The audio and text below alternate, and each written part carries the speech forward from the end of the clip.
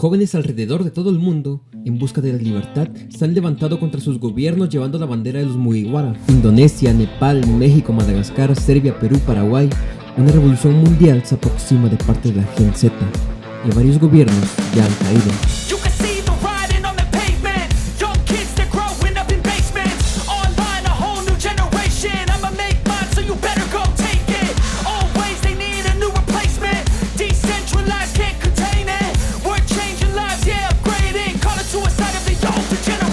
¿O no? Y le pedimos al gobierno de Estados Unidos, listen Trump, listen, ¿sí? Come and help us, and please come and get the shit out of Mexico. Come and get Obrador, come and get Claudia fucking Sheinbaum. Quieren distraer a la presidenta con un acoso sexual cuando no es cierto. La señora tiene una chichis de limón y ese es lo que ve. Ese es pinche vieja sirvienta, desgraciada gata, ¿eh? Creo que eres un oportunista. ¿Oportunista de qué? ¿De hablar y alzar la voz?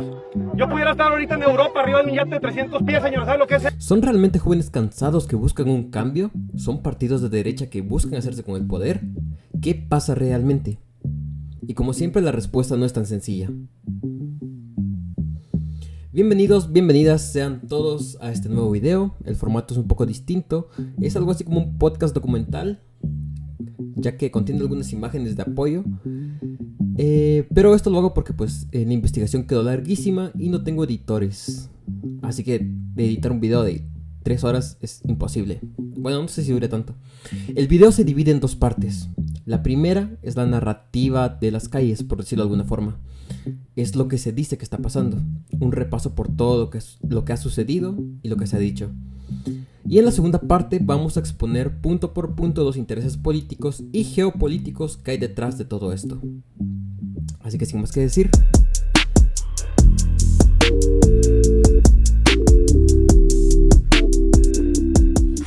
empezamos por Indonesia.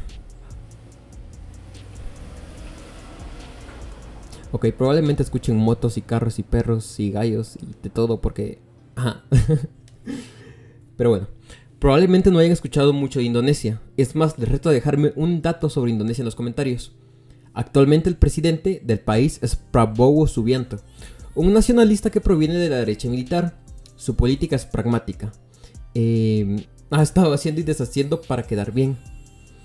Sin embargo, la inclinación de su gobierno es muy clara: subir los impuestos a los pobres, recortar el presupuesto del Estado destinado a educación o trabajo, una política de austeridad para los humildes, mientras que en el gobierno se ve nepotismo, corrupción, militarización y aumento de salarios.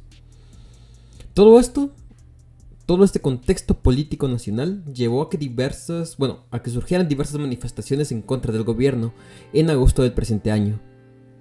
La consigna que llevaban era Indonesia Oscura, que era en respuesta al lema del gobierno por una Indonesia dorada. Acá es donde empieza a surgir la bandera de los Mugiwara como símbolo.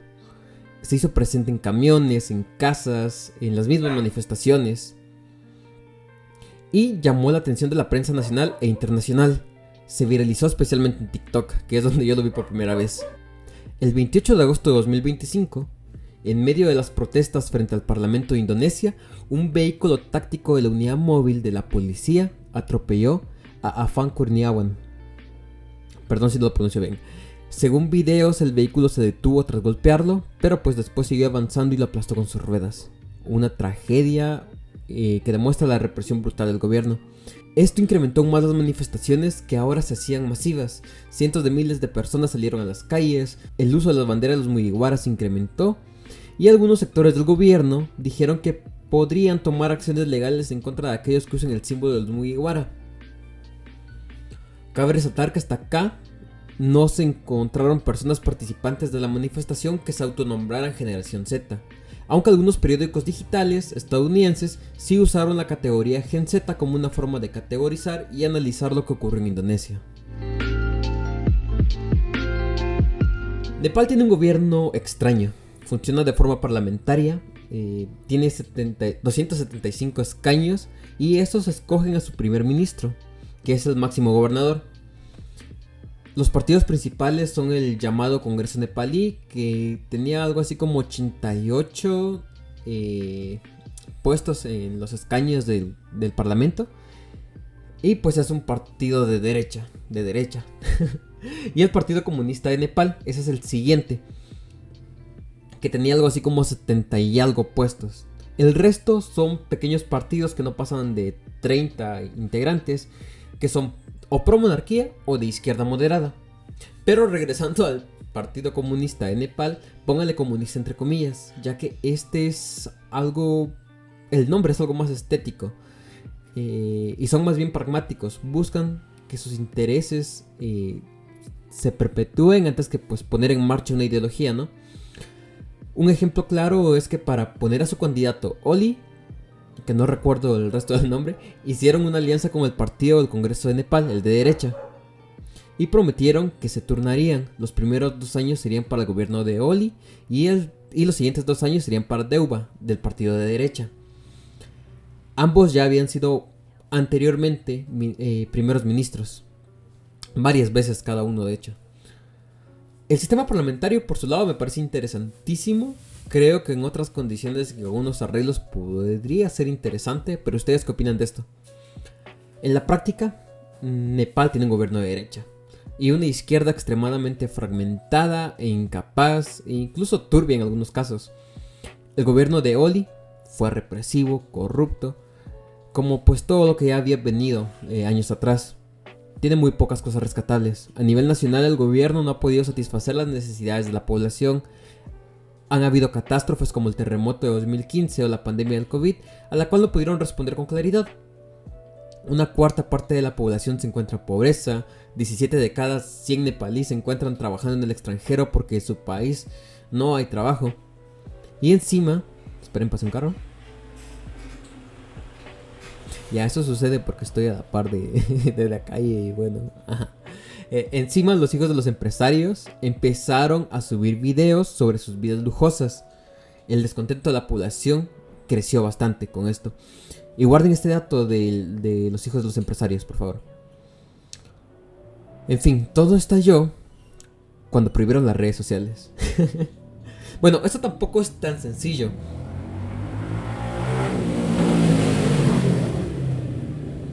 Ok, definitivamente necesitamos regulaciones para... ¿cómo es? No, escuchen eso. ¿Cómo era? Contaminación auditiva.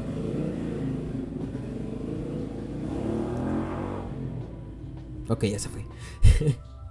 De hecho, la iniciativa sobre redes sociales en otro contexto me parecería muy buena. Lo que se buscaba es que todas las redes sociales se registraran en el país, tuvieran un agente local, oficinas físicas y asumieran responsabilidad legal en el país. Eso es algo que todos los países deberíamos tener. Las redes sociales son los medios de comunicación de nuestra era y están completamente a disposición de países o intereses extranjeros. Literalmente es un medio de espionaje, recopilación de datos, propaganda de parte de Estados Unidos. De hecho, Estados Unidos está muy consciente de esto. Incluso ellos llegaron a banear el TikTok chino por mucho menos. Ellos saben que esto es peligroso. Y no digo que nosotros las borremos, solo es que tenemos que ser conscientes de su impacto y tratar de regularlo. Además, a ti como persona te conviene, ya que tienes un lugar a donde acercarte a reclamar en caso de cualquier incidente. Pero bajo este contexto, TikTok, Meta, YouTube pensaron que todo ese drama y trámite y responsabilidades para un país con solo 30 millones de habitantes, demasiado trámite. Entonces se negaron. Una semana después de que se negaron al ultimátum del gobierno, las redes sociales fueron baneadas. Esto ocurrió el 4 de septiembre del presente año. Entonces, 4 días después, el 8 de septiembre, en respuesta a este bloqueo iniciaron las manifestaciones. Y esto es responsabilidad del gobierno, sí, porque no tuvieron buena comunicación, tanto como por el descontento general que ya existía y las crisis que provocaron. Hacer esto en medio de las manifestaciones hizo que la ira se catalizara en este acto que se vio como censura. Y lo que pasó fue impresionante. Miles de personas inundaron las calles de Katmandú. El parlamento fue incendiado, al igual que las propiedades de los políticos de siempre. Políticos como el primer ministro de finanzas fueron desnudados y se les hizo caminar por un río humillándolos y humillando a toda su familia. Los enfrentamientos fueron violentos, dejando un saldo de 19 muertos.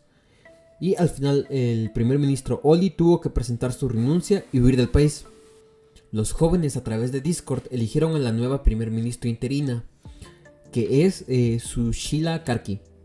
Ella va a ser la encargada de llamar a elecciones para el siguiente año, alrededor de marzo tengo entendido, y el parlamento quedó momentáneamente inactivo. Los escaños se escogen también desde cero el próximo año y los manifestantes, después de todo lo ocurrido, se unieron para limpiar las calles.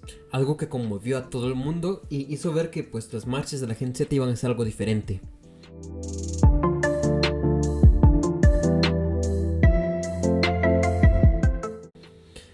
Ahora vamos a México.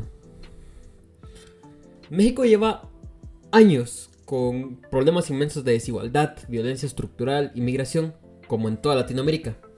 Pero si un problema resalta por sobre todos los demás, es el problema del narco.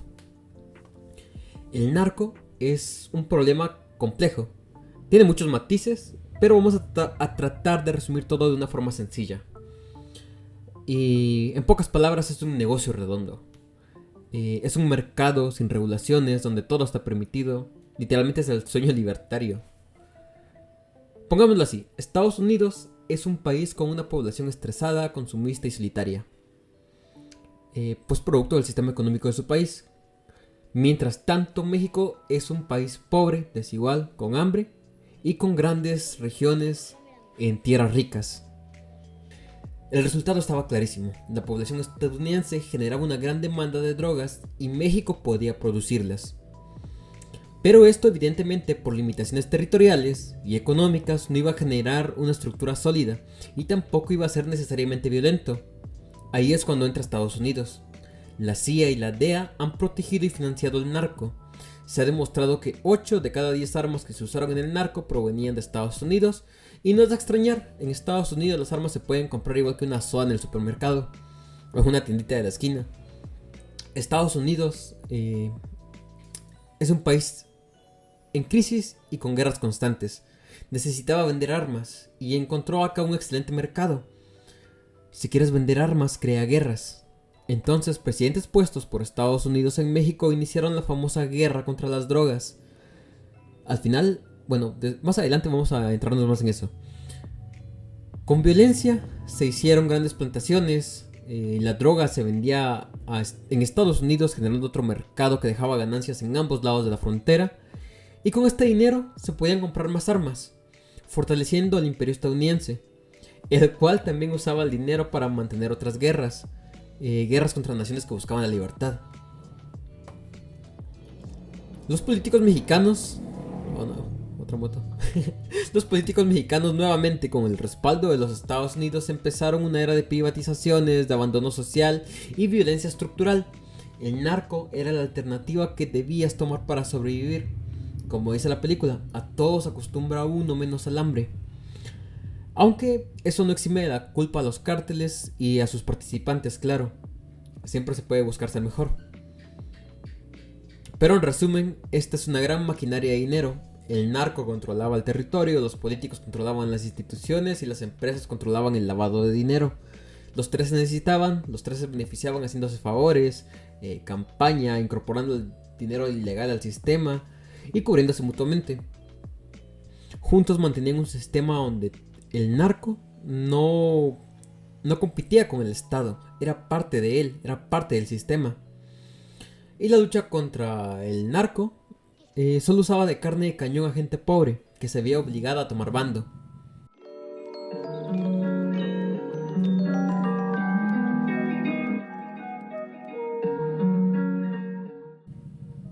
Pero bueno, ¿qué hay con la política mexicana? El bloque político conocido como PRIAN, conformado por el PRI y el PAN, más recientemente por el PRD, pero dejémoslo de lado por ahora.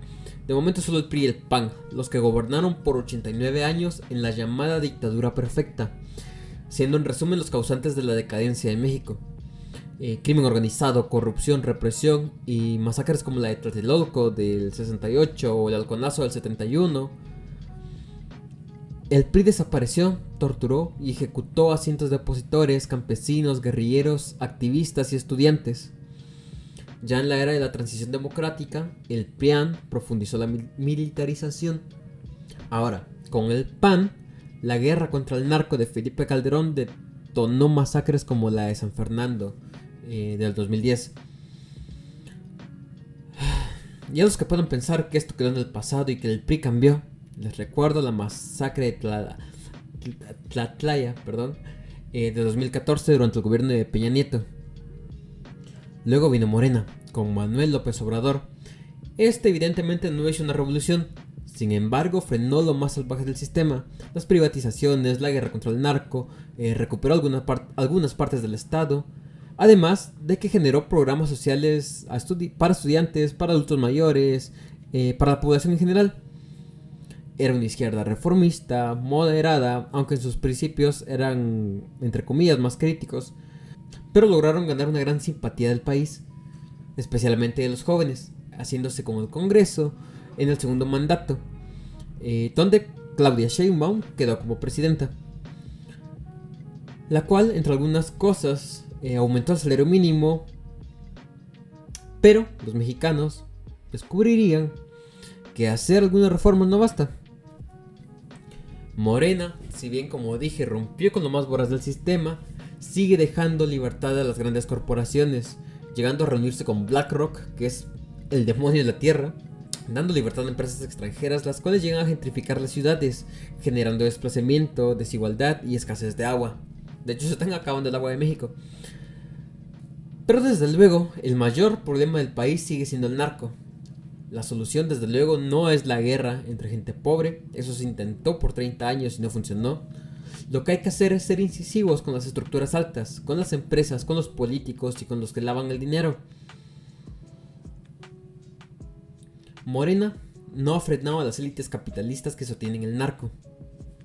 México sigue siendo un país desigual, violento y que favorece al más rico, un país capitalista.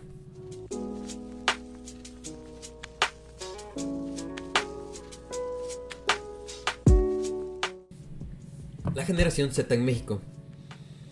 Como dije al principio, los jóvenes de todo el mundo, incluido México, admiraron la capacidad de movilización y la radicalidad de las acciones en Nepal, por lo cual decidieron organizarse de la misma manera para combatir la desigualdad, la corrupción y la violencia del sistema. A inicios de octubre, los periódicos seguían hablando sobre las manifestaciones de la Gen Z, periódicos de todo el mundo. Páginas sobre la generación Z México empezaron a crearse, y esto empezó a crear una ola de participación y una tendencia en redes sociales. Parte del movimiento sí inició de una forma orgánica, por sitios como Reddit, y se lanzaron convocatorias abiertas a Discord de Generación ZMX, que es probablemente la página de la que más se ha hablado en los últimos días. La idea era replicar la revolución sucedida en Nepal, pero entonces iniciaron a meterse políticos, empresarios y acarreados relacionados con el PRIAN, cooptando el espacio, y así los miembros originales decidieron salirse. La cooptación de la derecha mexicana. A mediados de octubre empiezan a publicarse las convocatorias para la marcha de la generación Z, la cual se realizaría el 15 de noviembre.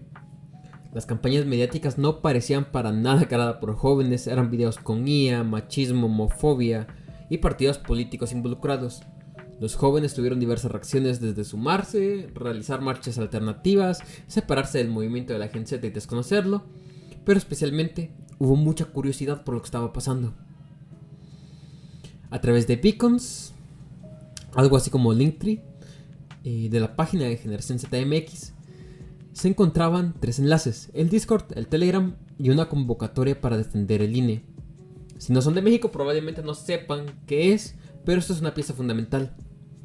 La reforma del Instituto Nacional Electoral que impulsó el gobierno de AMLO buscaba reducir privilegios, sueldos altos, duplicidades dentro del gobierno. Además, quería ser más eficiente y menos costoso el sistema. Esto podría fomentar la participación de más actores políticos nuevos. Y también se pretendía limitar el poder que históricamente han tenido los partidos tradicionales, el PRI y el PAN, dentro de este aparato electoral, donde por años colocaron cuadros, operadores y aliados. Esto convirtió la reforma en una amenaza directa para su influencia.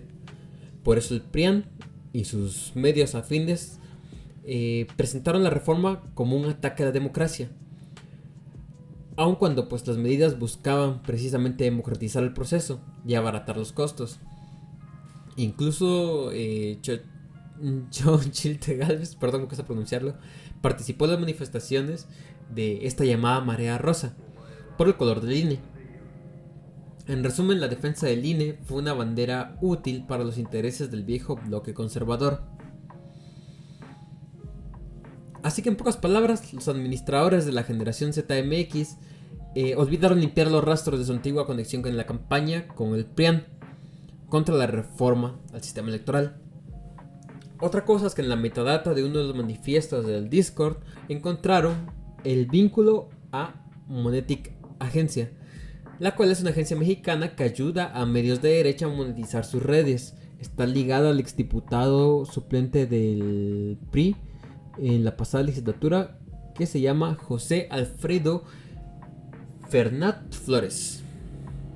Así que algo estaba pasando detrás de todo esto, una campaña mediática. El 1 de noviembre fue asesinado Carlos Manzo. Carlos Manzo era un joven político michoacano que se convirtió en un símbolo de lucha local contra el crimen organizado. Comenzó en Morena como diputado federal, pero rompió con el partido para lanzarse como candidato independiente y ganó la alcaldía de Uruapan, en Michoacán, con un movimiento ciudadano que se llamaba Movimiento del Sombrero. Y por supuesto que en este canal respetamos a las víctimas del narco y admiramos a aquellos que levantan la voz en contra del mismo. Sin embargo, la propuesta de Manzo era nuevamente poner a los pobres a pelear. Violencia del narco contra la violencia de los policías. Como ya les expliqué, eso no ha funcionado. Sin embargo, cabe resaltar que Manzo sí señalaba que había una colusión entre estructuras estatales y grupos criminales. Muy acertado. Y realmente trabajaba con la gente de a pie. La muerte de Manzo empezó a ser instrumentalizada por la derecha.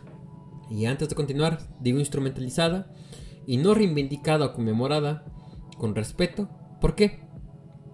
Porque antes de su asesinato no lo tomaban en serio, lo criticaban y aun cuando usaban su muerte para hacer campaña, no se molestaron ni siquiera en saber en dónde gobernaba. Por ejemplo, Lili Telles, la cual ha pedido intervención norteamericana en México, ojo ahí, ella habló de Manzo y antes de gritar que viva Carlos Manzo, se acercó a su compañero para preguntarle cuál era el nombre. O por ejemplo Margarita Zavala, la cual ni siquiera sabe dónde se encuentra Uruapan y confundió el estado de Michoacán con el de Yucatán. Por su lado, los sectores jóvenes sí reivindicaban la figura de Carlos Manzo. Sentían que era una víctima más y era una prueba de la persecución del narco hacia los activistas que buscaban defender los derechos del pueblo. Las narrativas, los grupos y los intereses eran completamente diferentes. Los actores de la política mexicana. Todo se volvió más descarado cuando el 4 de noviembre, en la sesión de la Cámara de Diputados, miembros del PRI levantaron la bandera de Mugiwara, como el diputado Carlos Eduardo Gutiérrez Mancilla, que llevaba una camisa de Carlos Manzo. Este diputado, que se ha mostrado violento en otras ocasiones, mostró respaldo a la marcha de Generación Z.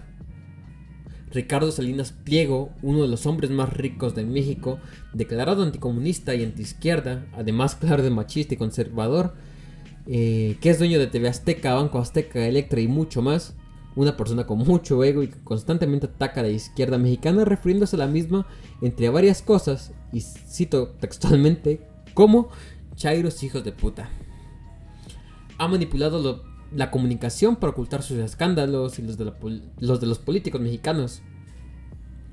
Por ejemplo, la condena reciente que tuvo, en la cual es condenado a pagar 50 millones de pesos por evadir impuestos. Es cercano al PRI y al PAN, los cuales lo ayudaron a enriquecerse, así como él los ayudó a ellos.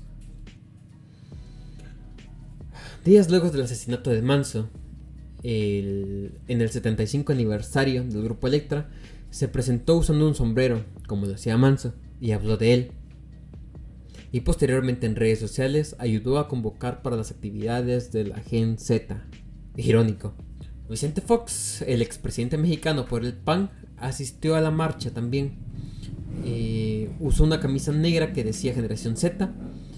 Este es acusado de corrupción, desvío de dinero, gasto excesivo en artículos lujosos como toallas, mientras que el pueblo pues tenía hambre. Lo peor de este probablemente sean sus vínculos con el narco.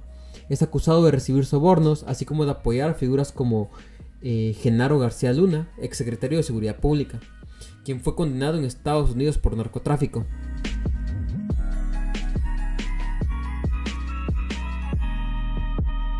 La respuesta de Morena. La idea de traer a la mañanera un especialista para comentar de dónde estaban surgiendo las convocatorias estuvo bien, pero no se ejecutó de la mejor manera. De hecho, fue donde se agarraron los influencers para tirarle más al gobierno y darle más visibilidad a la marcha. Faltó comunicación asertiva y mediática. Porque si investigas, desde luego que los influencers que promocionaron la marcha, o al menos la mayoría, eran partidarios del PRIAN, específicamente del PAN. O como mínimo eran de una derecha liberal. Llegué a encontrar incluso nazis. Si algo saben los jóvenes es catalizar el descontento de la población y comunicar, aunque tengan sus propios intereses.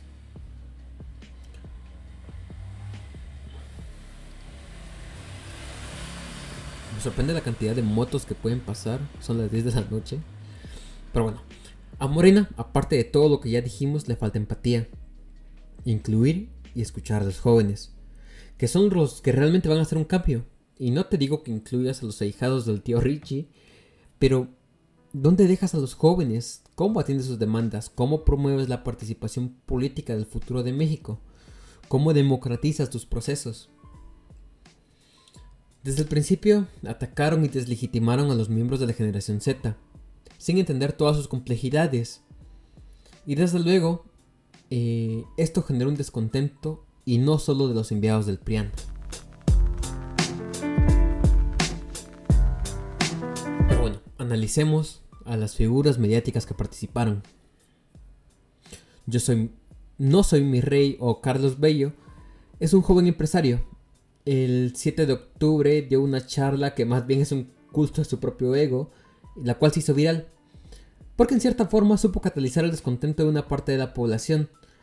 En días posteriores hizo la convocatoria para la marcha y participó en la misma. Cuando en las noticias anunciaba algo sobre la generación Z, él diera la cara.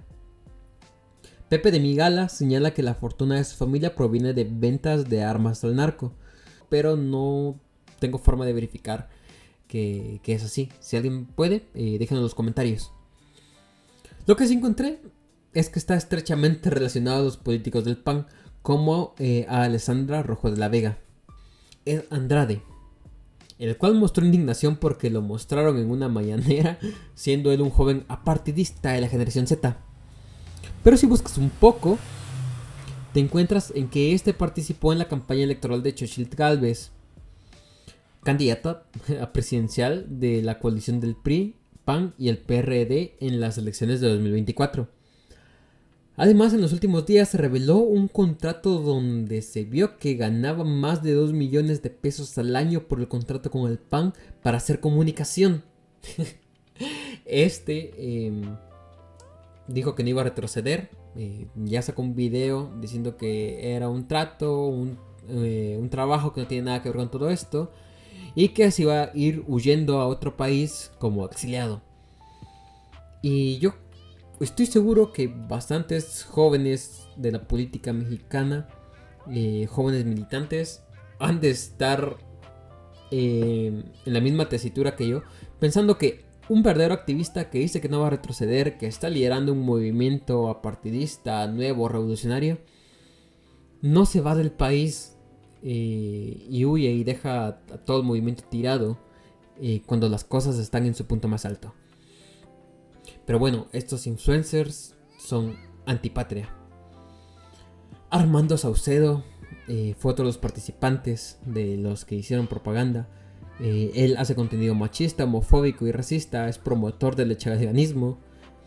Ignacio González, que está ligado a partidos de extrema derecha, fascistas, ha apoyado a personajes como Milei. Él también participó. y Natalia Torres, de derecha, antimorenista. Y creo que hay un patrón, ¿no?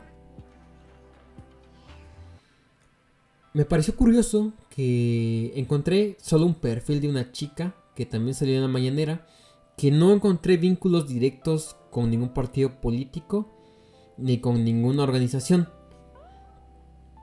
Se veía partidista genuinamente. Sin embargo, en su perfil se dedicaba a reforzar estereotipos de género, propaganda machista, antifeminista, contenido de tipo de hombres o mujeres de alto valor. Así que desde luego tenía una inclinación clara al conservadurismo y a la derecha. Podemos inferir que hubo una parte orgánica de jóvenes al principio, personas que estaban frustradas con el gobierno y la situación político-social de México que lleva arrastrando por años. Pero también, y este fue el sector más grande, un sector de la antigua política tradicional mexicana que hizo esto como un plan para dar un golpe de estado, apoyados en influencers de la derecha más rancia del país. Como les dije, nazis. De hecho, en el servidor de Discord de la generación ZMX también encontraron a personas que directamente hablaban bien del tipo con bigote chistoso.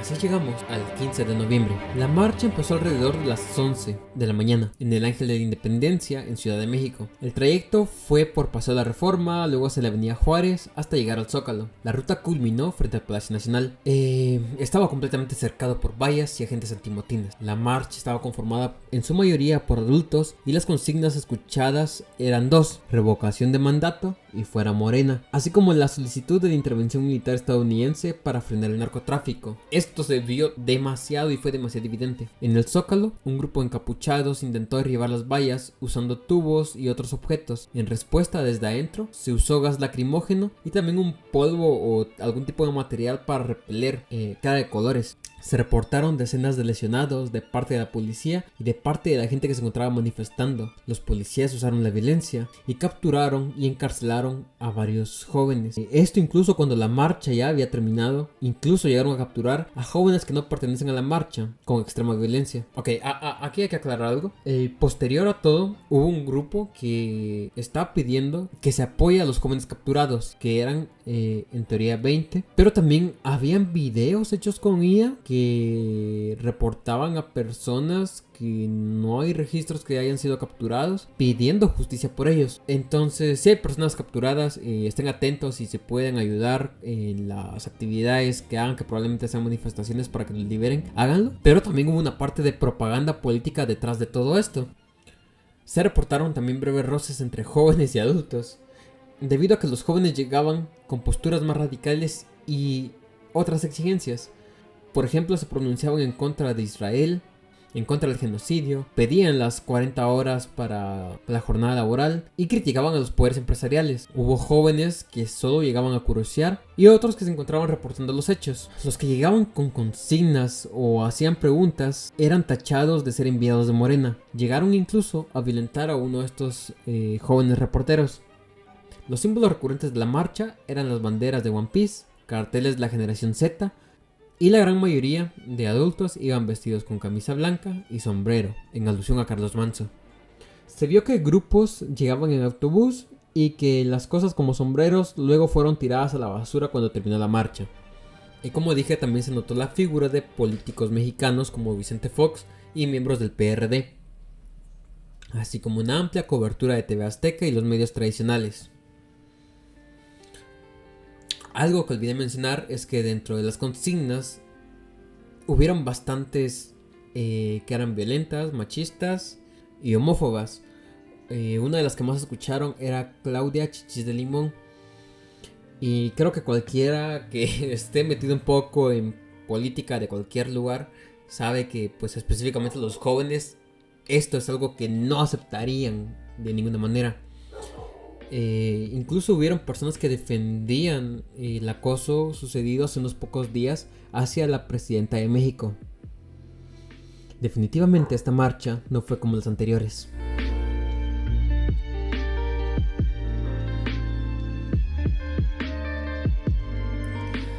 La incapacidad de Morena. De parte de Morena no han habido mecanismos reales de acercamiento al pueblo. para presentar y escuchar sus exigencias. No ha habido mejora en los mecanismos de consulta popular para los proyectos de ley, y desde luego las estructuras económicas y políticas no han sido cambiadas. Sí han habido reformas para bien, pero cuando venga otra vez el PRI, lo van a volver a malograr todo. Y desde luego, si no cambias el sistema y desmantelas las estructuras criminales del gobierno, del capitalismo, el narcotráfico continúa. La gente está desencantada con los narcogobiernos de derecha, pero también está cansada de los gobiernos reformistas de izquierda, que se quedan a medias y no cambian realmente la situación estructural y sistémica del país. Además, mostraron una gran apatía y desdén hacia los jóvenes. Claro que la marcha estaba convocada por la derecha, pero la represión policial la sufrieron parejo. Hasta los que llegaron a cruzar lo sufrieron niños, y lo sufre a diario el pueblo de México. Aún así, el respaldo del Estado será siempre para con la policía. Y recuerden que la policía en cualquier parte del mundo es por naturaleza violenta. Ven conmigo a visitar donde hacemos tu gansito, el sabroso pastelito que es de todos favorito. Gansito, gansito, qué rico pastelito, con mermelada de fresa y sabor a chocolate. Gansito, gansito, gansito marinela, recuérdame. O sea, yo siempre supe que había guerra. O sea, yo crecí viendo las cajitas. Y la gente me dice, ¿cuáles cajitas? Pues las cajitas de huesos, ¿no? Guatemala tiene élites de muy baja calidad. Y de ahí no solamente sale intelecto, sino también sale organización. La universidad es tan importante para ellos, por eso la quieren desarticular todo. Por eso vemos al mozote Bader no me alcanza. Pero de hecho, cuando hago lives, ahí está Bader. Y así como... Y yo, todo nos da pena. Sí, es cierto. Le tienen una pena al ridículo, pero brutal. O sea, que no deje de amárrense al árbol. En serio.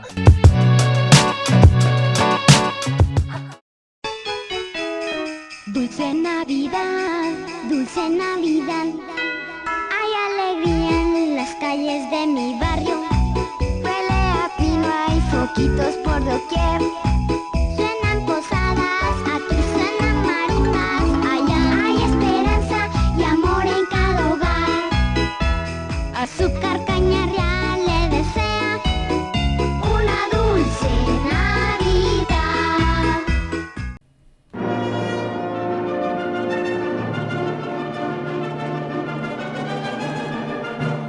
Parte 2. Al principio del video puse una advertencia, y es que tengo que admitirlo. Hay información que omití. Y es que todo parece claro, ¿no? Todo empezó en Indonesia con una manifestación orgánica por el cansancio contra el gobierno. Siguió en Nepal, en donde las revueltas fueron aún mayores y se popularizaron los iconos de la Gen Z, como la bandera de los Mugiwara, y finalmente los partidos políticos conservadores de México cooptaron estos símbolos y realizaron su propia marcha en México. Sencillo, ¿no? Como les dije al principio, nada es tan sencillo.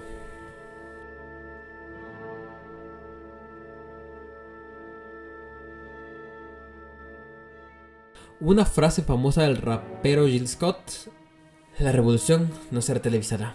La premisa es simple: los medios de comunicación no son neutrales. Los periódicos, la televisión y ahora las redes sociales tienen dueños. Y quien paga la tinta, paga el mensaje. Las redes sociales responden a intereses. Por eso, que se busque regulaciones como en Nepal es peligroso para los dueños de los medios de comunicación que buscan fomentar el status quo.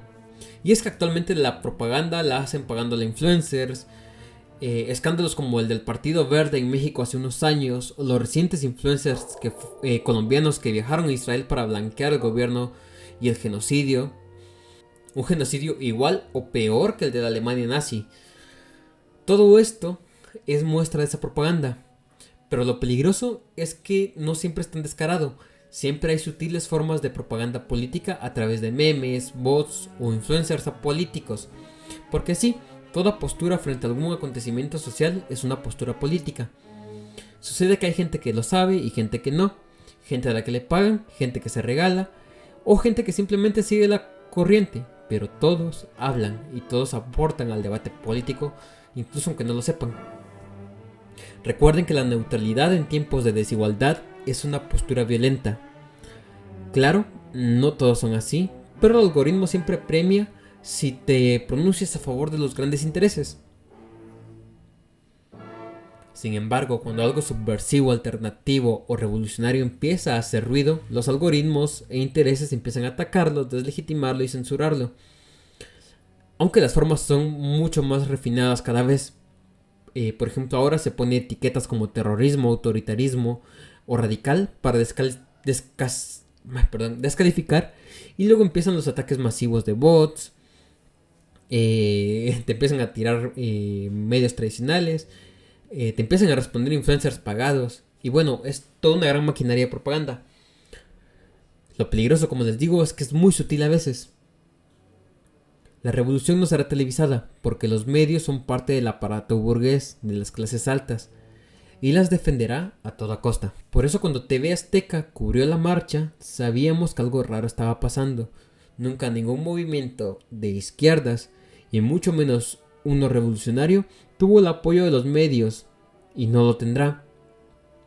Por eso cuando los medios internacionales como BBC, El Time y otros periódicos gringos cubrían las noticias de las marchas de la Gen Z y la exaltaban, lo sabíamos, algo raro estaba pasando. La revolución no será televisada y se avecinaba una ola de revoluciones de colores por todo el mundo. ¿Pero qué es una revolución de color? Estados Unidos intentó invadir Vietnam con la excusa de terrorismo y armas biológicas peligrosas, las mismas excusas de siempre. Sin embargo, había iniciado la época de la televisión, la fotografía y los medios de comunicación internacionales. Periodistas cubrieron las masacres y crueldad estadounidenses, perdieron el apoyo mediático y por ende parte del financiamiento y apoyo de los votantes. Parte por eso tuvieron que retirarse. Claro que también Vietnam fue muy firme y supo defenderse. Pero lo que sucedió es que Estados Unidos juró no volver a involucrarse jamás en un conflicto en el cual no tuvieran el completo apoyo mediático. Ahí es cuando entra Gene Sharp, quien escribió manuales y estudios que sistematizaban los métodos de lucha no violenta, desde huelgas generales hasta boicots, marchas, ocupaciones y tácticas psicológicas. Literalmente un manual para dar golpes de estados blandos. La revolución de colores se da cuando Estados Unidos, que es el único país que las hace, quiere imponer sus intereses en otro país. Y ojo, podrías pensar que esto ocurre en países comunistas, como una forma de salvarlos de las dictaduras, pero no, esto ocurre en cualquier país que deje de alinearse un poco con los intereses de los Estados Unidos. Y cualquier país que quiera crecer de forma independiente significa un lacayo menos para los gringos, por lo cual se convierten en objetivos. Entre más busca un país libertad y soberanía, más probable es que Estados Unidos quiera intervenir en el mismo. Las revoluciones de colores ya no atacan solo a la izquierda, atacan incluso a las derechas nacionalistas, atacan a cualquier país que no esté arrodillado al imperio estadounidense. El manual es sencillo. Primero, hacen un diagnóstico total del país a través de recopilación de datos. Esto pueden hacerlo a través de ONGs o de sus embajadas. Segundo, crean, se alinean o financian grupos políticos. No importa que estos tengan sus propios intereses, porque pues al final son para usarlos. Tercero, crean una campaña mediática masiva y amigable. Se les llama revolución de colores porque generalmente en las primeras los manifestantes tenían un color distinguible, como naranja, rosa, negro. Pero pues es parte de la campaña mediática, para posicionar su mensaje de forma sencilla y para posicionar los grupos.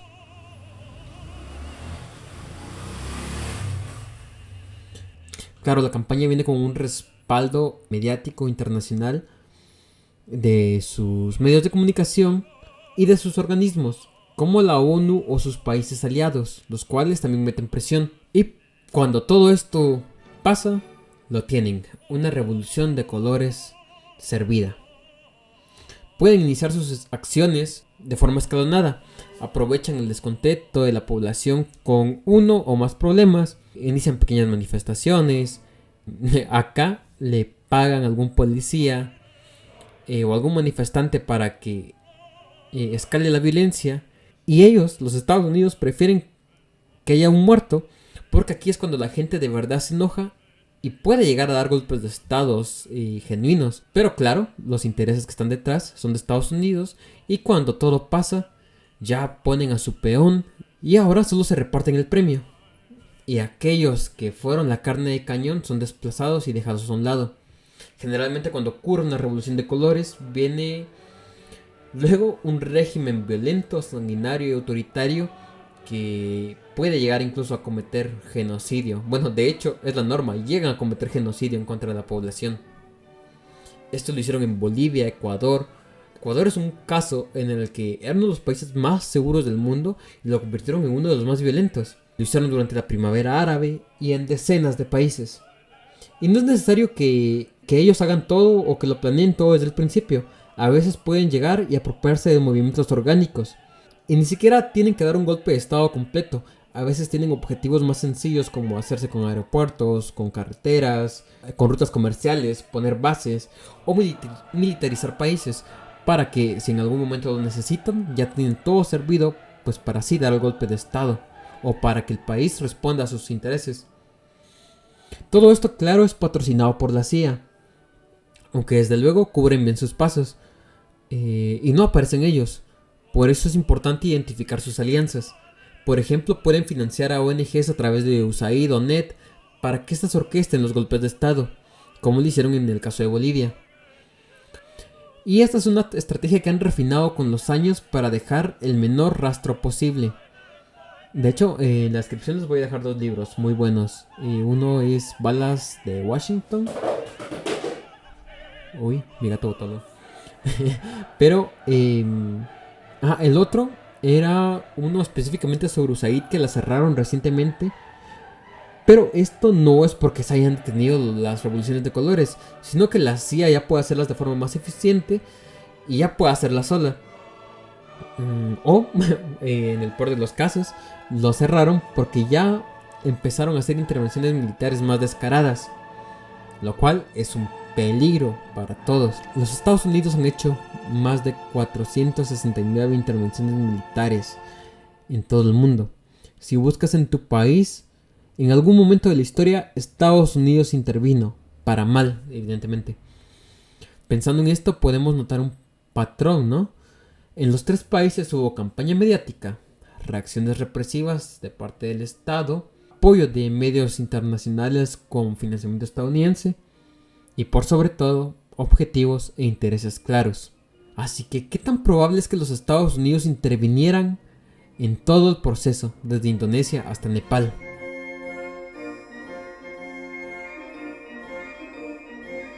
Pero antes, el escenario mundial. No podemos entender el contexto nacional de un país aislado de la política internacional.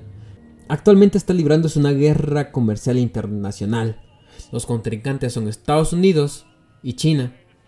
Por su lado, Estados Unidos mantuvo la hegemonía del poder y del dinero, siendo el dólar la moneda de cambio mundial, teniendo aliados, o mejor dicho, de subordinados a Occidente, con bloques como la OTAN, el G7 y países como Canadá, Inglaterra o Francia.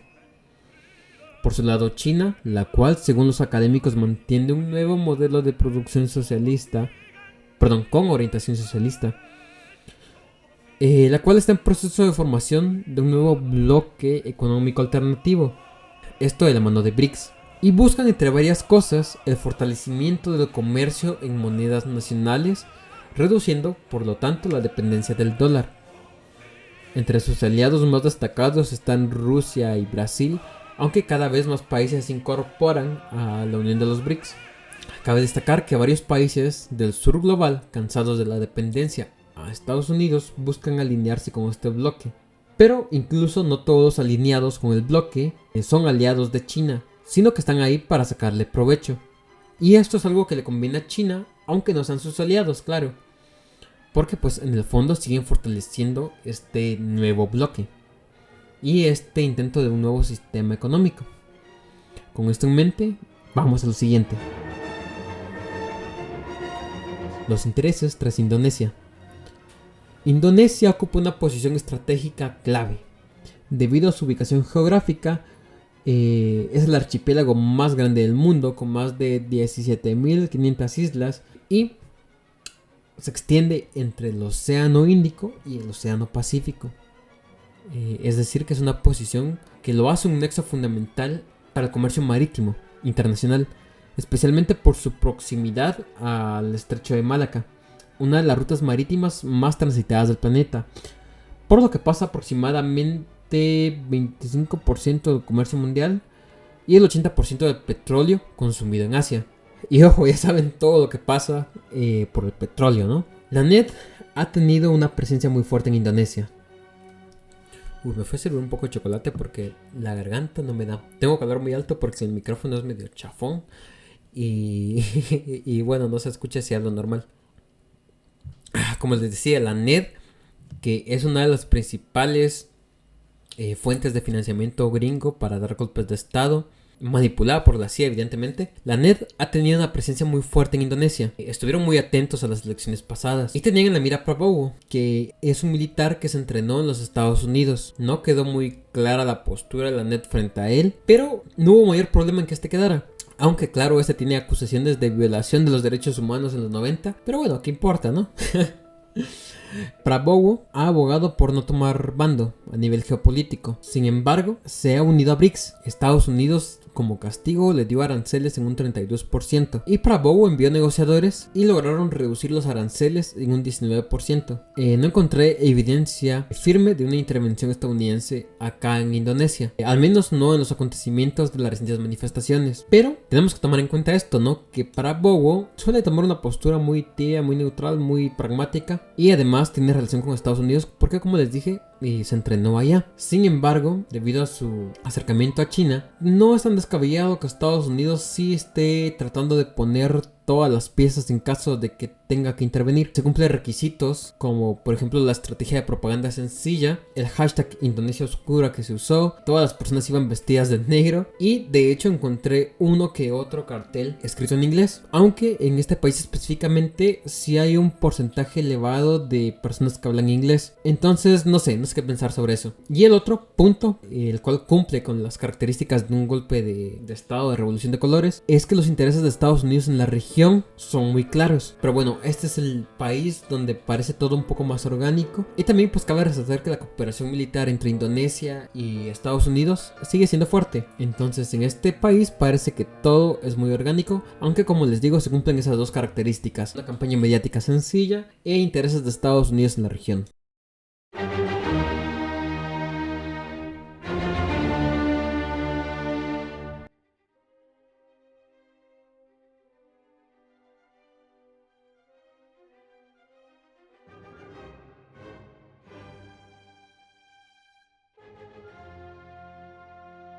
Nepal tiene una posición estratégica entre India y China, por lo cual podría ser una zona de interés geopolítico, y lo es, pero esto es mucho más complejo porque intervienen más países. India, por ejemplo, siempre ha querido tener a Nepal como una zona de influencia, haciéndose con sus puertos, con sus rutas comerciales y con sus combustibles, lo cual ha generado que Nepal tenga una dependencia histórica hacia India. Y ok, detengámonos en India, porque India por su lado, si bien es parte de BRICS, lo hace más por una cuestión de posicionamiento y sí, de fortalecimiento económico propio, pero es una posición más pragmática, no es aliado directo de China y de hecho tiene una relación histórica militar de cooperación con Estados Unidos. Como les dije, es una postura pragmática y se encuentra en una especie de punto medio viendo quién ofrece más, mientras claro jala dinero para sí misma. Pero regresemos a Nepal. Tratando de dejar de lado esta dependencia hacia India, Nepal se metió de lleno a cooperar con China y a trabajar en algunas cosas en cuanto a infraestructura. Desde luego, probablemente no era desde una visión soberana, sino desde una visión nacionalista para favorecer a sus élites, que no quieren ser élites subordinadas a las élites de India, sino élites que estén en lo más alto en su propio país. Algo así como las independencias ocurridas en Latinoamérica de parte de los criollos, ¿no? Además, en 2022, Nepal rechazó el SPP, no recuerdo el nombre porque está en inglés, pero es un programa de entrenamiento conjunto con la Guardia Nacional estadounidense en tierra nepalí. La Guardia Nacional de Estados Unidos y sus contratistas podían bajo este contrato usar ciertas instalaciones acordadas en Nepal para entrenamientos, tránsito y mantenimiento de vehículos y aeronaves. También se permitía el despliegue de fuerzas y materiales según el documento. Y aunque sí sigue habiendo una fuerte cooperación entre Estados Unidos y Nepal, con estas decisiones como rechazar ese acuerdo empieza lo peligroso, porque desde la visión de Estados Unidos, aunque Nepal no tome bando firme entre USA y China, sí tuvo un acercamiento con China muy fuerte para alejarse de India y una posición más nacional que ponía sus propios intereses antes que los intereses de las élites gringas. Esto ya nos da motivos de interés para la intervención de parte de Estados Unidos. Aunque hay teorías y matices. La primera teoría sobre el golpe de estado de la Gen Z en Nepal es, desde luego, que fue un movimiento orgánico que surge del cansancio de la corrupción y de la desigualdad del gobierno. Hay una segunda teoría, y es de un autor que respeto mucho, Vijay Prashad. Dice que de haber habido una intervención extranjera en los sucesos, lo más probable es que no sea estadounidense, sino de India, la cual buscaría seguir manteniendo su influencia en Nepal. La pequeña burguesía nepalí, la cual busca enviar a sus hijos a escuelas gringas, a escuelas de inglés, frustrada por el dominio de las castas altas, de la burguesía más alta, ha empezado a ver con simpatía la idea de restaurar la antigua monarquía hindú, inspirada en la política de derecha del norte de la India. Por eso en las protestas aparecieron figuras como Yogi Adityanath y grupos pro monarquía como el RPP y organizaciones hindú conservadoras. Es importante reconocer que ninguna vivienda u oficina del RPP, este partido pro monarquía, fue atacada, mientras que en marzo, antes de que todo esto ocurriera, los cuadros del RPP atacaron una oficina comunista, lo cual es como una premonición de todo lo que ocurrió en septiembre. Aunque creo que es interesante esta teoría de que los intereses de India y de esta derecha promonarquía que viene de India esté participando, hay cosas que me faltan y a continuación les amplío. La tercera teoría sostiene una intervención estadounidense para dar un golpe de estado en Nepal, y es que durante las manifestaciones se presentaron discursos y carteles en inglés, bastantes de hecho, y esto en un país donde solo el 0.4%, una nada de la población lo habla. Y no hay realmente un acercamiento identitario al idioma inglés, como si lo hay por ejemplo a los de los diversos grupos de las etnias nepalíes. Hubo una participación inmensa de ONGs con financiamiento estadounidense. Por ejemplo, el Comité para la Protección de Periodistas presentó una iniciativa para rechazar la iniciativa de las redes sociales, la que les comenté. Este comité es financiado por la Open Society Foundation, otro de los aparatos gringos. La Federación de Periodistas, por su parte, con financiamiento de la NED y también de la Open Society, junto con otras 22 organizaciones, subieron una declaración, un comunicado, en contra del cierre de redes sociales, el cual, como les dije, es una narrativa muy gringa y que no contempla todos los matices. Otra de las ONGs fue Jami Nepal, la ONG que, si buscas en redes, es señalada como la principal organizadora, además de que en sus propias redes sociales han apoyado a militares. De hecho, tienen financiamiento de algunos diputados señalados de corrupción en el propio Nepal, pero sobre todo tiene relación con la Fundación de Estudiantes por la Libertad del Tíbet, la cual también tiene financiamiento de la NED. Y detengámonos un poco en esto, y es que el Tíbet, este territorio que es la fuente de agua para China, India, Nepal, Bangladesh, Myanmar y Laos, ha estado por bastante tiempo en disputa, y es una forma amigable de decir que Estados Unidos quiere que se separe de China, como les dije, porque es una gran fuente de abastecimiento de agua. De hecho, es la fuente principal de agua de los países que mencioné. Y miren, yo estoy a favor de la autonomía de los países. Si una población quiere hacerse su propio país, que lo hagan, pero si en cambio viene una empresa o una ONG o un medio de comunicación de otro país y dice que ese país tiene que separarse del país al que pertenece, entonces no es un movimiento de autonomía, es un movimiento separatista, un movimiento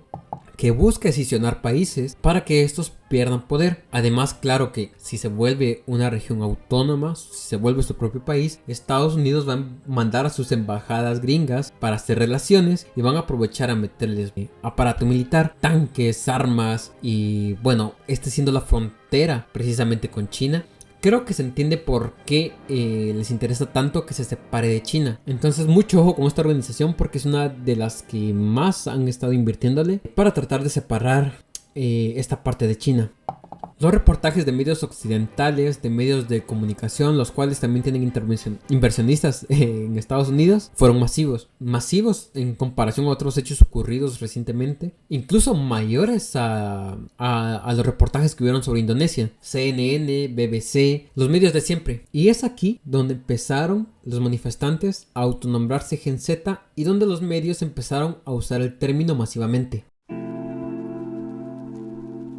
Y detengámonos en esto, es que es muy raro. Los jóvenes sí tenemos este instinto revolucionario, está en nuestras venas, ¿no? Sin embargo, es muy raro que el principal identificador de un grupo revolucionario sea su demografía. De hecho, nunca ha pasado. Los grupos revolucionarios o las luchas sociales nacen de la identidad de clase, nacen de la injusticia estructural contra grupos marginados, como lo pueden ser mujeres, comunidad LGTB, poblaciones indígenas, o incluso nacen de identidades regionales o de problemas específicos. Esto no quita claro la participación fundamental de la juventud desde luego, pero esta siempre es parte de las luchas que mencioné. Si hay grupos exclusivamente de jóvenes, generalmente son de universidades, y esos también pues es porque están en un espacio aislado, ¿no?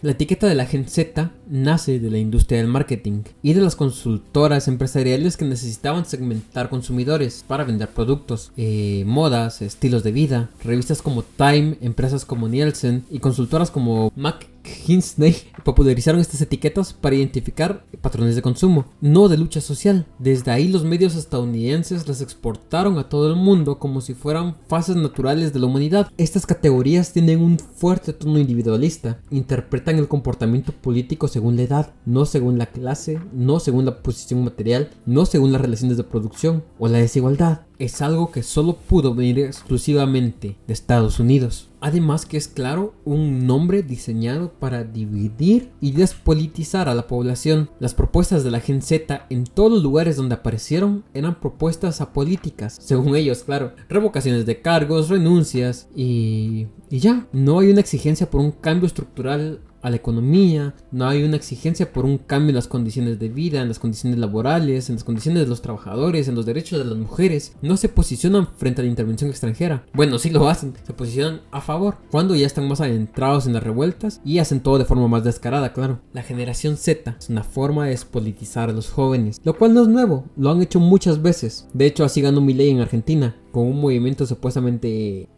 disruptivo y apolítico y que no tenía que ver con la casta antigua. Recuerden, si un movimiento les dice que es apolítico y no toma posturas, los están usando. Y es un movimiento de derecha. Todos los movimientos tienen intereses, para los de abajo o para los de arriba. Y los movimientos de abajo no temen ocultar que están luchando para los de abajo. Aprovechando que estamos hablando de los símbolos de la Gen Z, hay que hablar de la Jolly Roger, la bandera de los Mugiwara. No tomar símbolos tradicionales es una forma de rebranding. Como les dije, las revoluciones de colores optaron por usar identificadores pues como los colores, ¿no? Una forma de adaptarse a los tiempos modernos, de hacer campaña mediática. Y escribieron que a los jóvenes les gusta One Piece. Y es que es probablemente la obra más importante de nuestros tiempos. Actualmente la obra más consumida y...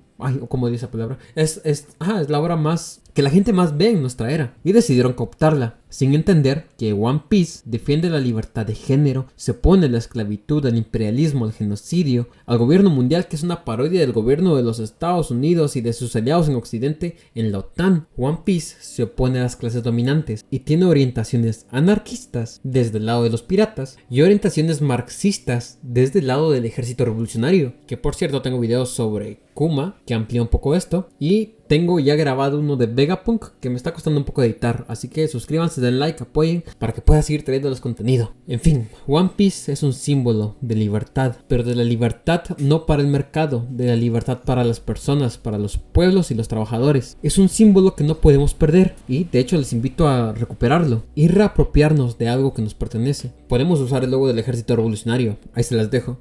Regresando a Nepal. Como les dije, si Nepal salía formalmente con China, significa un gobierno que se opone al imperio estadounidense. Esto no quiere decir que sea perfecto, ni mucho menos, claro, pero sí diría que no depende de Estados Unidos y sería otro golpe para el imperio. En marzo, meses antes de que todo esto pasara, China y Nepal anunciaban cooperación en manejo de hidroeléctricas, carreteras y puertos, algo que Estados Unidos viene queriendo desde hace mucho. El intento de regular las redes sociales, mayormente controladas por capital gringo, se pudo ver también como un ataque, ¿no?, hacia los Estados Unidos. Y sí, la teoría de Prashad de que pequeñas fracciones de la burguesía que son cercanas al idioma inglés podrían justificar los carteles y parte de la movilización, pero a mi parecer estas teorías no se contradicen. No quiero sonar conspiranoico, pero un golpe de estado en la situación actual podría beneficiar tanto a la India, a los movimientos pro monarquía de derecha que tienen ideología también traída de la India, y desde luego también a Estados Unidos y a los militares que han estado operando.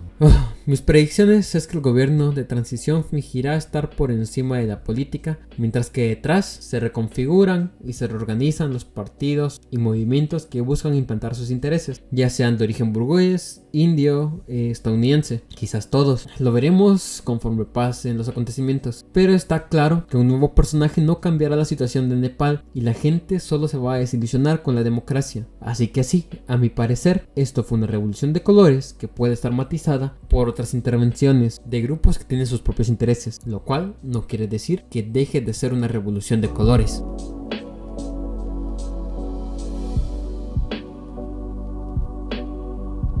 Los intereses tras México. México se encuentra cerca de Estados Unidos y lejos de ellos.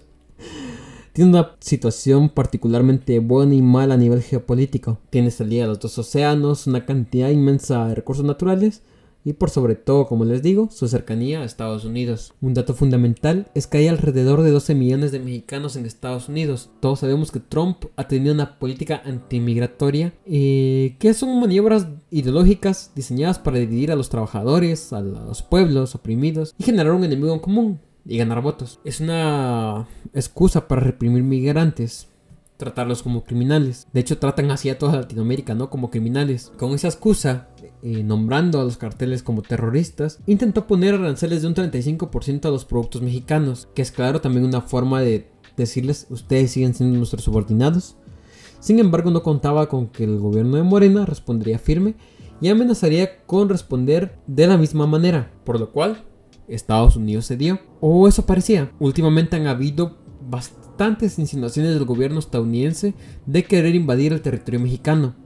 De hecho, todo el territorio latinoamericano. Y como les dije, clasificaron a los carteles como terroristas, que sí, son un cáncer. Pero cada vez que Estados Unidos dice que hay terroristas en un país, procede a hacer una masacre, invadir y matar sin distinción para robar los recursos. Cualquiera, de cualquier país que seas, que pida intervención estadounidense, es un lacayo y un traidor que te odia a ti. Ronald Douglas Johnson, embajador de los Estados Unidos en México actual, y Christopher Landau, ex embajador de Estados Unidos en México, han dicho que esperan que la muerte de Carlos Manzo sirva para profundizar la cooperación en materia de seguridad con México, para erradicar el crimen organizado a ambos lados de la frontera. Y otra vez citando, resaltan que puedan haber acciones rápidas y efectivas. Donald Trump, por su lado, luego de los acontecimientos de la Gen Z, declaró, refiriéndose a la invasión, y abro comillas: no digo que lo vaya a hacer, pero estaría orgulloso de hacerlo.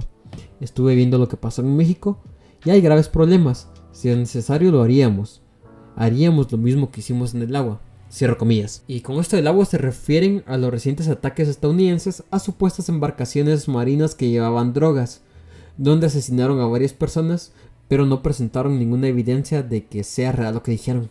Morena, por su lado, Claudia, han dicho que no va a haber una invasión gringa, pero esto es más bien declaraciones diplomáticas para seguir tratando de llevar las cosas bien y de amenizar las cosas. Pero Estados Unidos ha demostrado que eso no le importa. Los periodistas, desde luego, aplaudieron a Donald Trump, y les recuerdo que durante las marchas las consignas más presentes eran la petición de la intervención estadounidense, y también les recuerdo que los principales impulsadores del narco son los que gobiernan Estados Unidos. De hecho, vayámonos a la historia del PRI y USA.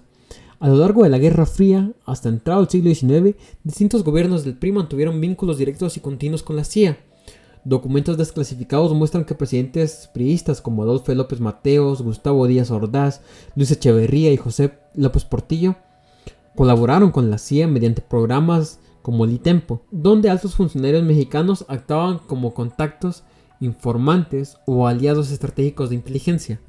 La CIA y Washington buscaban asegurar que México permaneciera estable para ellos, anticomunista y alineado con un bloque occidental, especialmente tras la Revolución Cubana y la influencia soviética en América Latina. En paralelo, el PAN, desde los años 80 y 90, fue visto por Washington como el partido más favorable al libre mercado, la apertura total al capital estadounidense y a las reformas neoliberales, que les recuerdo que actualmente hay partidos fascistas que quieren hacer continuismo de estas prácticas. Pero cuando el PAN llegó al poder con Vicente Fox y Felipe Calderón, se profundizó la cooperación militar informativa con Estados Unidos y se profundizó la guerra contra el narco y la iniciativa Mérida, diseñada junto con agencias estadounidenses. En resumen, el PRI y el PAN han tenido una cooperación histórica con Estados Unidos y son responsables de las masacres.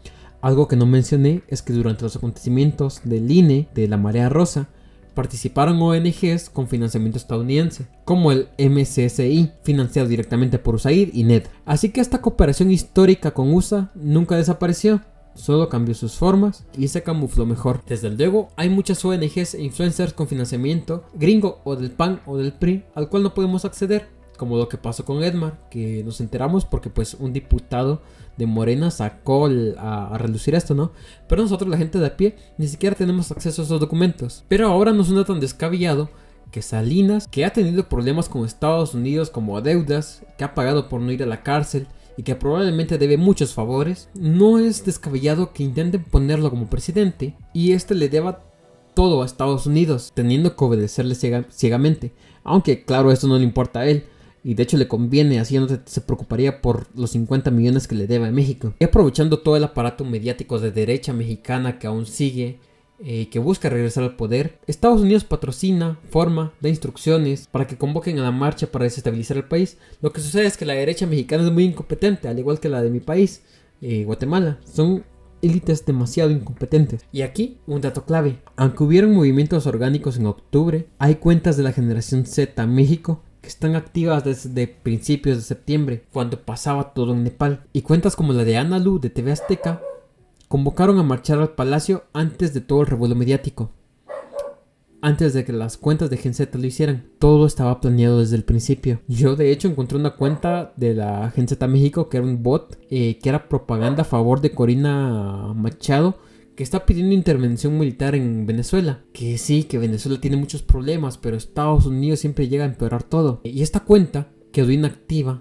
meses, creo que incluso años, y volvió a estar activa para octubre. Así que la participación de influencers, agencias como Monetic, bots y todo lo que ya vimos es parte del aparato mediático burgués, mexicano y estadounidense. Al igual que en los casos anteriores, todo era parte del aparato mediático estadounidense. Lo único por lo cual la gente se dio cuenta ahora es porque, como les digo, el PRIAN es incompetente y no pudo hacerlo de forma disimulada como en los otros países. Y de hecho no le salió tan mal tampoco a Estados Unidos, porque la gente llegó a la conclusión de que era el PRIAN y ya. Pero no llegaron a indagar lo suficiente, o al menos no todos, para saber que Estados Unidos también metió mano. Por eso estas estrategias les funcionan demasiado bien. Tienen chivos expiatorios si pierden, pero si ganan, los intereses primordiales son los de los Estados Unidos. Pagan algunos grupos de choque y probablemente algunos policías infiltrados para que peleen. Esa es su carne de cañón. Esperan que alguien muera y la gente de verdad empieza a manifestarse y salir a la calle. Aquí querían hacer una revolución y ellos te iban a dar de candidato a Salinas Pliego o a alguien peor, junto a una millonada de propaganda para el mismo, y en caso de incluso así perder, iban a manipular las elecciones. Pero incluso si preveían que no iban a llegar a lograr esto, lo que buscan es generar descontento y agitación para que la población pida intervención estadounidense. Y créanme, lo están logrando.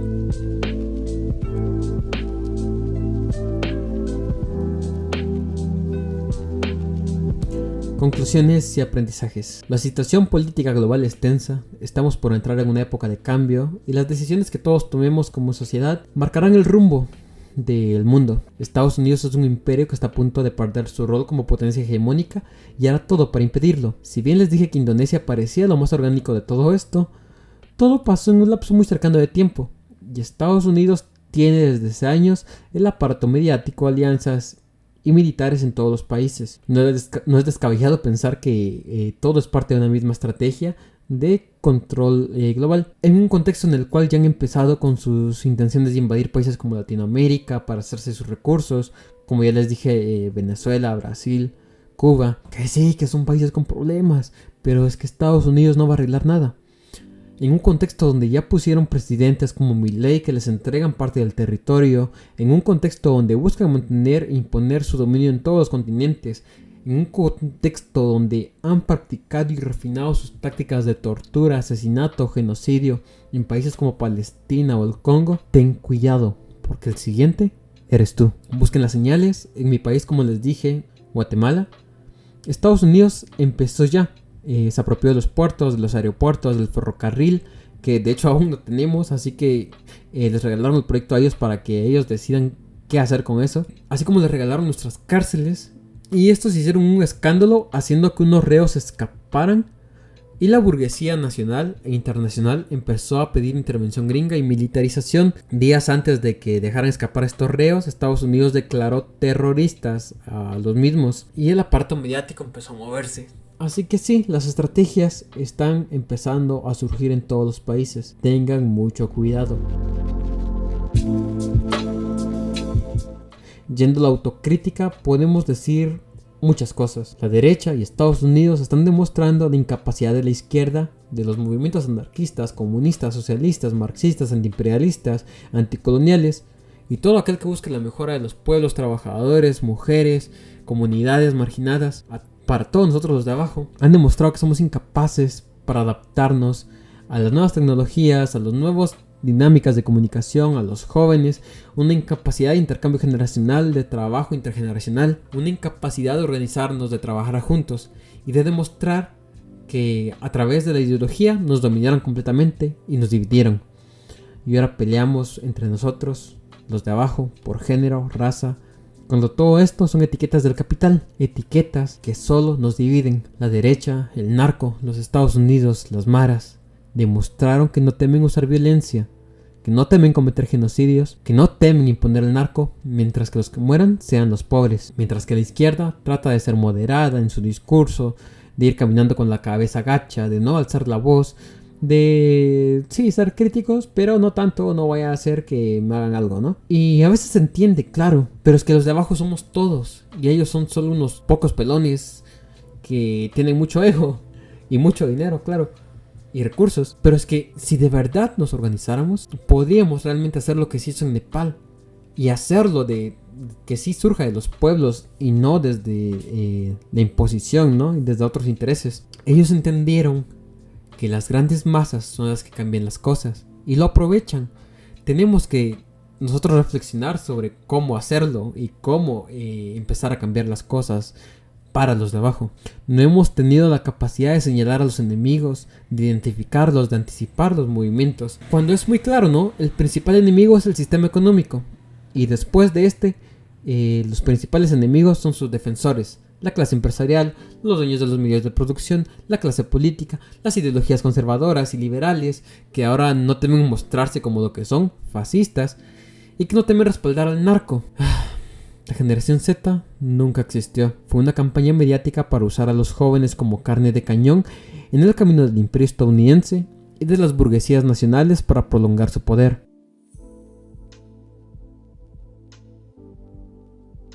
¿Qué hacemos? Para empezar esto, no seamos trágicos, ya que tenemos todo en contra como para venir nosotros de nihilistas, de pesimistas y dejados. Nadie nos va a apoyar. Apoyemos nosotros mismos. Por eso voy a resaltar un acontecimiento que no comenté. El 8 de noviembre, la marcha orgánica. Jóvenes identificados con la generación Z, frustrados con la cooptación de sus símbolos, iniciaron formas de manifestación alternativas y convocaron una marcha el 8 de noviembre como una especie de antimarcha para la del 15.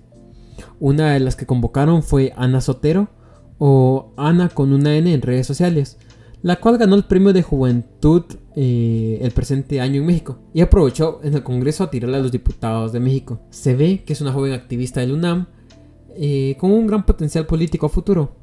Ella inició la convocatoria, se le unieron los del Frente Memero Subversivo y la gente de Migala, y el flyer decía: en contra de la violencia del capital, el Estado, el crimen organizado y el intervencionismo gringo. Un discurso mucho más radical, mucho más real del que vemos luego en las marchas cooptadas. Durante la marcha se vieron banderas de Palestina, pronunciamientos en contra del Estado genocida de Israel, el cual le da armas al narcotráfico. Desde luego también se pronunciaron en contra de Morena, pero también en contra de todos los políticos, de toda la clase política y de toda la clase empresarial. Participaron grupos como los jóvenes del Partido Comunista Revolucionario de México, el PCR, los cuales han tenido más presencia últimamente. También hubo una gran presencia de símbolos comunistas y anarquistas, al igual que destacaban un montón el estilo de los jóvenes alternativos, y la exigencia más marcada y a la que más énfasis le pusieron es a la de las 40 horas laborales por ley. Esta sí fue una marcha orgánica de jóvenes diversos, cada uno con su propia ideología y sobre todo con exigencias muy claras en pro del pueblo mexicano. Esta manifestación tuvo mucha cobertura por los medios, de hecho no tuvo cobertura. Y en redes sociales podías ver a los bots diciendo que eran personas que buscaban dividir el movimiento. Los adultos decían que esta era una manifestación pagada por Morena.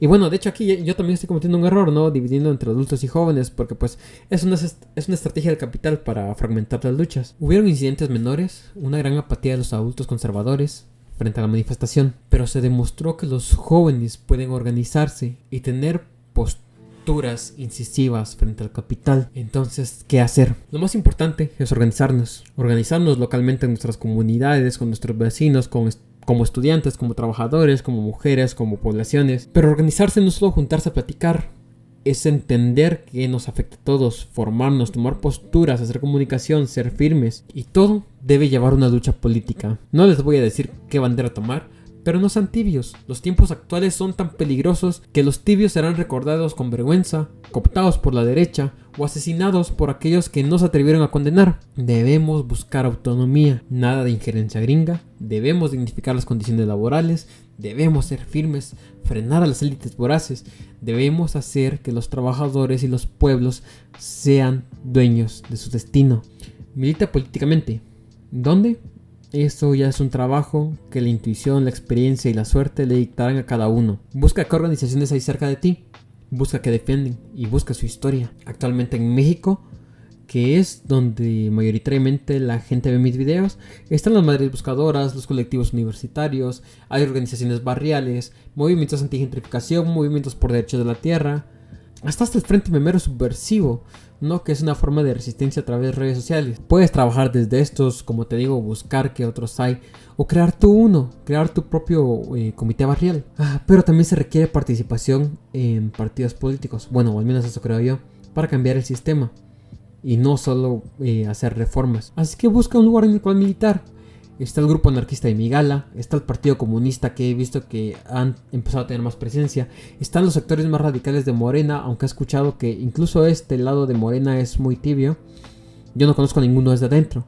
Como les dije, saber qué camino tomar requiere formación, intuición, suerte y trabajo. Estoy seguro que todos están peleados entre sí y que hay un montón de chismes y cosas y que todos tienen defectos, pero es mejor que te avientes y te equivoques rápido y entiendas qué camino elegir. El mundo está cambiando muy rápido y tenemos que prepararnos. Quizá el camino sea un nuevo partido político, quizás sea un nuevo movimiento, quizás sea alejarse de todo y organizar con el pueblo sin nada más, sin nada de partidos políticos, como se declaraba la generación Z, ¿no? Apartidista. El camino se hace caminando, así que solo nos queda avanzar. Desde mi lado solo me queda desearles suerte a los compañeros mexicanos y tener la esperanza de que todos juntos vamos a lograr un cambio. Yo soy Jack, les recuerdo que tengo videos hablando de One Piece desde una postura política crítica, hablando de temas históricos, y que pronto sale el video de Vegapunk y hablo de cómo la historia de Vegapunk es una historia que nos habla sobre los intereses del poder con la ciencia y de que la ciencia no es neutral, así como de la relación de Vegapunk con Oppenheimer y a Albert Einstein y la creación de la bomba atómica. En serio, es uno de los análisis que más me ha gustado hacer, así que suscríbanse para no perdérselo y déjenme en los comentarios qué opinan de todo lo que pasó, si les gusta ese tipo de formato y qué esperan ver en el canal. Así que muchas gracias, yo soy Jack y nos vemos en la próxima.